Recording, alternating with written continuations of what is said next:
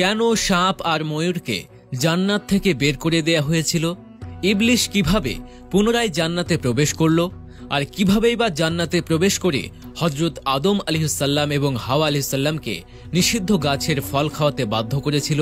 এখানে গুরুত্বপূর্ণ প্রেক্ষাপট হচ্ছে হযরত আদম আলাইহিসসালামকে সেজদা না করার কারণে আল্লাহ তাআলা ইবলিসকে লানত দিয়েছিলেন এবং তার জন্য জান্নাত প্রবেশ নিষিদ্ধ করেছিলেন। প্রশ্ন হচ্ছে, তাহলে পুনরায় যখন হযরত আদম এবং মা হাওয়া জান্নাতে বসবাসরত ছিলেন তখন কাদের সহযোগিতায় ইবলিশ জান্নাতে প্রবেশ করেছিল? প্রিয় দর্শক, এই বিষয়গুলো অত্যন্ত গুরুত্বপূর্ণ, আর আজকের এই ভিডিওতে এই বিষয় নিয়েই আলোচনা করব। এছাড়াও আমরা জানব সাপের মুখে কিভাবে বিষ এলো, আর ময়ূরের ঠোঁট এবং পা কিভাবে কালো হলো, কেন সাপ আর ময়ূরকে জান্নাত থেকে বের করে দেয়া হয়েছিল। আহলে কিতাব থেকে এই বিষয়ে সুস্পষ্ট যে ধারণাটা পাওয়া যায় সেটা হচ্ছে, আল্লাহ জান্নাতে আদম এবং হাওয়াকে যখন বলেন তোমরা এই জান্নাতে বসবাস করো, তোমাদের যা ইচ্ছা খাও এবং পান করো, কিন্তু খবরদার ওই গাছের কাছে কখনোই যাবে না। জান্নাতের শুরু থেকে হযরত আদম এবং মা হাওয়ার সবচেয়ে ঘনিষ্ঠ ছিল দুটি প্রাণী, এক হচ্ছে সাপ এবং আরেক হচ্ছে ময়ূর। জানা যায় সাপ এবং ময়ূর এরা উভয়ই জান্নাতের প্রাণী, কিন্তু ভিন্ন রূপে ছিল। সাপের হাত এবং পা ছিল এবং সাপের মুখে কোনো বিষ ছিল না। আর ময়ূর প্রাণীটি বর্তমান পৃথিবীতে যতটা সুন্দর তার থেকেও বেশি সুন্দর ছিল। বিশেষ করে ময়ূরের ঠোঁট ছিল অত্যন্ত আকর্ষণীয় এবং পা ছিল সোনালী রঙের, যা চকচক করত। এখানে আরেকটা কথা বলে রাখি, ইবলিশের জন্য জান্নাতের দরজা চিরকালের জন্য বন্ধ হয়ে যায় শুধু একটি অপরাধে, আর সেটা ছিল সে আল্লাহর নির্দেশে আদম আলাইহিসসালামকে সেজদা করেনি। কিন্তু তার পূর্বে ইবলিশ হাজার হাজার বছর জান্নাতে ছিল। সেখানে এই দুটি প্রাণী অর্থাৎ সাপ এবং ময়ূরের সাথে অত্যন্ত ঘনিষ্ঠ ছিল। আর জান্নাতের মধ্যে যখন আদম এবং হাওয়ার নতুন করে বসবাস শুরু করল তখন আদম এবং হাওয়ার সাথে সাপ এবং ময়ূরের খুবই ঘনিষ্ঠ সম্পর্ক গড়ে ওঠে। আল্লাহ রাব্বুল আলামিনের হুকুমেই এই সাপ এবং ময়ূর উভয়ই জান্নাতে প্রবেশ করতে পারত, আবার জান্নাত থেকে বের হতেও পারত। একদিন যখন সাপ এবং ময়ূর জান্নাতের দরজা দিয়ে বের হয়ে আসলো তখন তাদের সঙ্গে ইবলিশের সাক্ষাৎ হলো। শয়তান এদের দুজনকে বলল, আমাকেও তোমাদের সঙ্গে জান্নাতে নিয়ে যাও। তখন এই দুজন বলল, না না, আমরা এই কাজ কি করে করব? তুমি আল্লাহর লানত প্রাপ্ত হয়েছ, আমরা আল্লাহকে ভয় করি, তাই তোমাকে জান্নাতে নিয়ে যেতে পারবো না।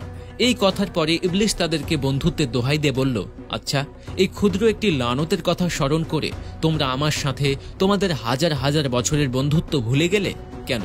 আমি কি হাজার হাজার বছর জান্নাতের মধ্যে মহান প্রভুর ইবাদতে মশগুল থাকিনি? তোমাদের কি আমি আল্লাহ পাকের মহত্ব ও বরত্বের বয়ান করিনি? দেখো, আল্লাহ পাকের হুকুম না মানলে আমি জান্নাতে তোমাদের সহযোগিতা নিয়েও প্রবেশ করতে পারবো না, কিন্তু তোমরা আমাকে একটু সাহায্য তো করতে পারো। কিন্তু ইবলিশের কথাগুলো শুনে সাপ এবং ময়ূর উভয়ের মন গলে গেল। ময়ূর তাকে পরামর্শ দিল, দেখো, আমি আমার বন্ধু সাপকে আমার মুখের ভিতর নিতে পারি এবং পুনরায় জীবন্ত অবস্থায় বের করে আনতে পারি। তুমি সাপের রূপ ধারণ করো, তাহলে আমি তোমাকে মুখের ভেতর করে জান্নাতের ভেতর নিয়ে পুনরায় বের করে দিতে পারবো। সাপও এতে সম্মতি দিল, আর ইবলিশ তাৎক্ষণিকভাবেই সাপের রূপ ধারণ করল এবং ময়ূর তাকে গিলে নিল।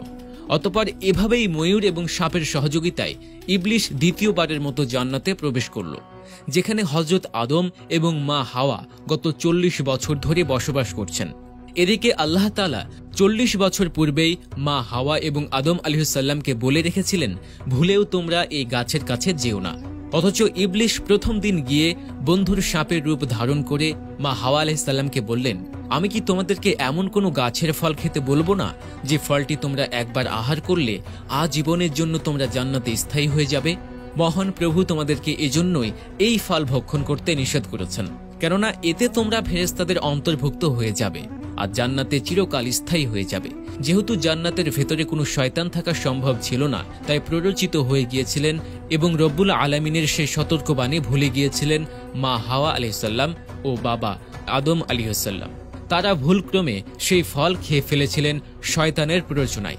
হযরত আদম আলাইহিসসালাম সন্ধ্যায় জান্নাতের সেই বাগানে ফিরে আসলে মা হাওয়া তাকে গিয়ে বলেন, দেখো, আমাদের বন্ধু সাপ পরামর্শ দিচ্ছে আমরা যেন সেই ফলটি খেয়ে নিই, যে ব্যাপারে আল্লাহ রাব্বুল আলামিন নিষেধ করেছেন। দেখো, সে আমাদের গত 40 বছর ধরে ঘনিষ্ঠ বন্ধু, সে কখনোই আমাদের অকল্যাণ চাইতে পারে না, আর আল্লাহ পাকের হুকুম ছাড়া কিছুই হবে না। প্রিয় দর্শক, এর পরের ইতিহাস তো আমরা সবাই জানি। ফলস্বরূপ হযরত আদম আলাইহিসসালাম পরিচিত হয়েছিলেন এবং উভয়ের জান্নাতের নিষিদ্ধ গাছের ফল খাওয়া মাত্রই তাদের লজ্জাস্থান উন্মুক্ত হয়ে গেল। তারা লজ্জায় সরবে মুখ লুকানোর জন্য, তাদের লজ্জাস্থান ঢাকার জন্য জান্নাতের বিভিন্ন গাছের লতাপাতা ঢাকতে শুরু করলো। এ থেকে শিক্ষা হলো, শয়তান সব সময় শয়তানের রূপ নিয়ে আসবে না। শয়তান আপনার কাছে আপন ভালো বন্ধুর স্বরূপেও আসতে পারে, তাই আপনাকে অবশ্যই বন্ধু নির্বাচনে সাবধান হতেই হবে।